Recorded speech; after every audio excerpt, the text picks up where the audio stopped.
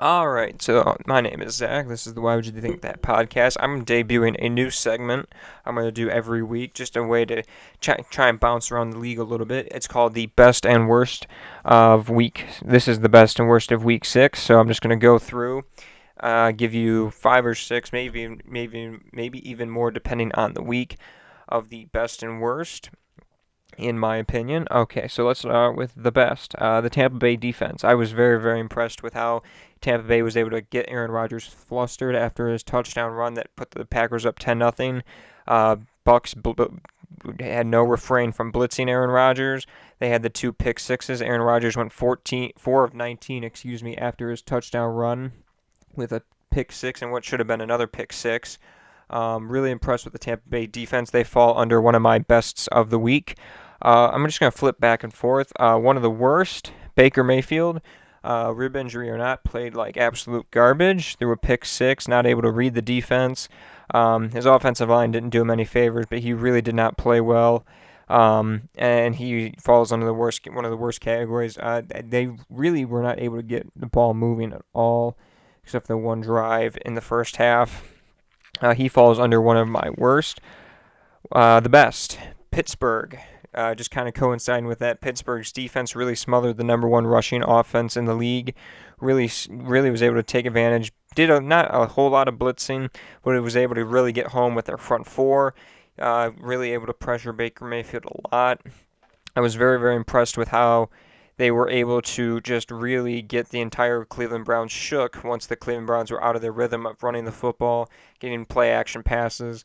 Um, and I was just very impressed with Pittsburgh all around, really. Their offense was able to take advantage of the defensive effort. All right, one of the worst, Kirk Cousins, threw 3 first half picks. Wasn't able to move the ball. Well, the first interception was not something you wouldn't even see a rookie do, holding the ball, threw it into almost double coverage. Minnesota Vikings are in complete free fall, in my opinion, and Kirk Cousins is one of the main leaders why. The reason the Atlanta Falcons were able to build such a huge lead, and I know it's always a joke with Atlanta and blowing leads, but he was the main contributor of Atlanta getting the lead and keeping the lead. Yes, Kirk Cousins' stat line may not look as bad as his play, but I wouldn't be deceived by the stats on that one. He did not play well. It really was throwing the ball to the Atlanta Falcons in the first half rather than the Minnesota Vikings. All right, let's go back to one of the best. The San Francisco 49ers got back to their roots, ran the football, quick, easy passes for Jimmy G. He still doesn't look 100% on that ankle. They were talking about in the broadcast how his first like 6 or 7 throws, his average yardage down the field on per throw was like -1 yard per throw because he was throwing behind the line of scrimmage, doing some screens, throwing it to wide receivers behind the line of scrimmage. Eventually did attack downfield. I was really impressed with the approach, just to say the least, from the San Francisco 49ers on offense, getting some easy throws, allowing Jimmy G to build a little bit of confidence after last week's debacle against the Miami Dolphins. The Jared Goff didn't really play well. He's not fallen under one of my worst, but the 49ers defense was able to take advantage of Jared Goff not playing well, missing a ton of throws, and the 49ers overall just looked like they were playing with their backs against the wall, knowing that they were 2-3. It would be really helpful to get a move to 3-3 in one of either the best or second best division of football behind the AFC North, that being the NFC West that the Niners and Rams play in. All right, let's move back to one of the worst.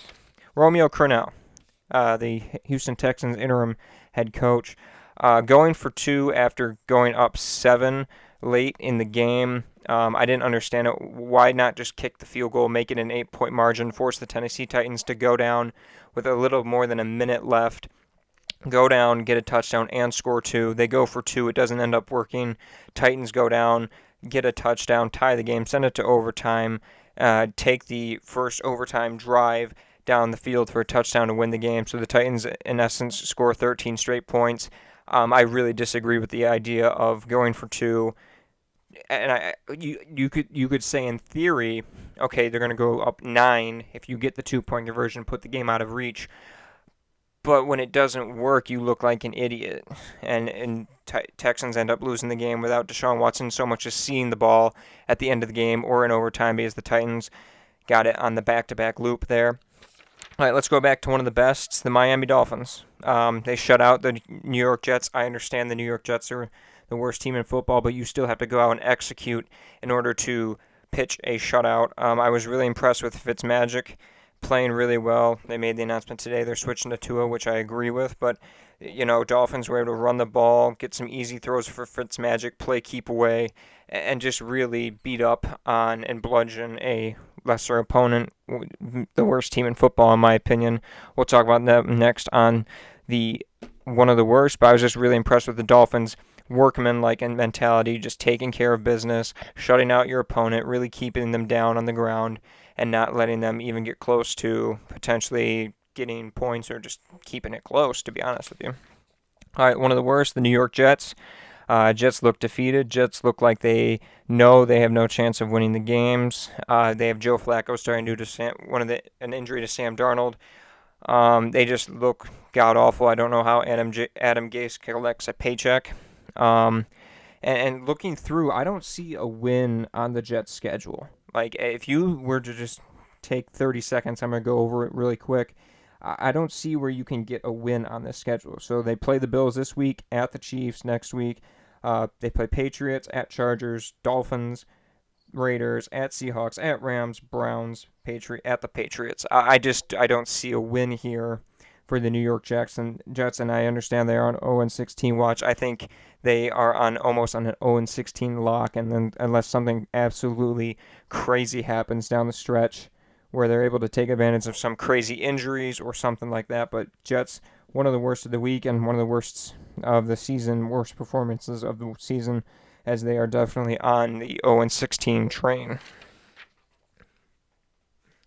All right, one of the best, Derrick Henry. Derrick Henry had his second 90-plus yard touchdown run. It was exactly 94 yards in the early fourth quarter of the game against the Texans. Had 212 rushing yards, had 2 touchdowns, had the game-winning touchdown he was taking the snap at like a quarterback and goes up the middle, bounces it back outside for an easy game-winning touchdown.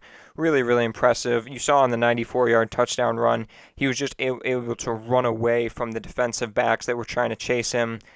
He's just crazy big, crazy fast, and it's like the defensive backs couldn't catch him. They were like in stride with him, and then he was just pulling away in that sixth gear of his.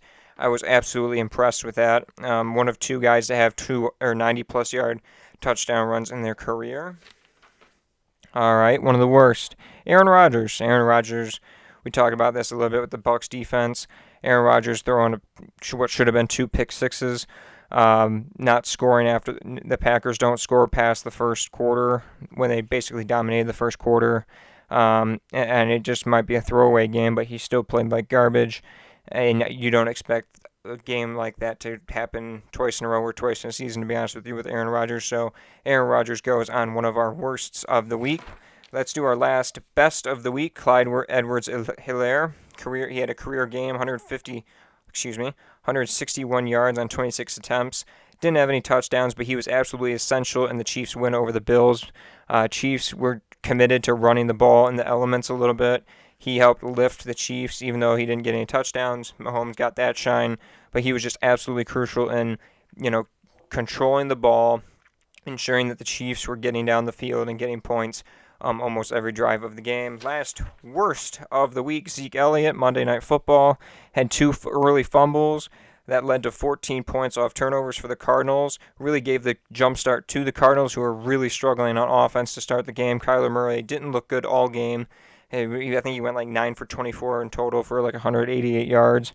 But Zeke Elliott, I think, really was the turning point for this game, and he deserves to be on one of the worst performances of the week. So, if you enjoy this segment, I'm going to be doing this every week. I think this is a good way to just bounce around, give a shout out to the worst performances, give shine to the best performances, and just kind of roll around the league like that. And we'll continue doing this every week. If you like what you're hearing from this channel, please like, subscribe.